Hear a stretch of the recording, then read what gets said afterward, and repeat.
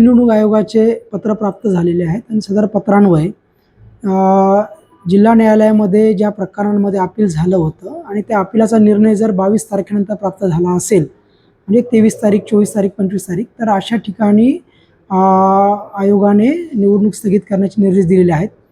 आणि अशा निकालामध्ये किंवा अशा अपीलामध्ये जर नगराध्यक्षाचा समावेश असेल, तर अशा प्रकरणांमध्ये संपूर्ण नगर परिषदेची निवडणूक स्थगित करण्याचे आयोगाचे निर्देश आहेत. अंबरनाथ नगर परिषदेच्या बाबतीमध्ये नगराध्यक्षाच्या एका उमेदवाराबाबत अपील दाखल झाले होते आणि त्या अपीलाचा निर्णय हा 25 तारखेला झालेला आहे आणि त्यामुळे आपल्या अंबरनाथ नगर परिषदेची संपूर्ण निवडणूक प्रक्रिया स्थगित करण्यात आलेली आहे. मान्य राज्य निवडणूक आयोगाने सुधारित कार्यक्रम दिलेला आहे. त्यानुसार जिल्हाधिकारी महोदय हे 4 डिसेंबर रोजी निवडणूक कार्यक्रम जाहीर करतील आणि त्यानुसार 20 डिसेंबर रोजी मतदान होईल आणि 21 तारखेला त्याची काउंटिंगची प्रक्रिया होईल.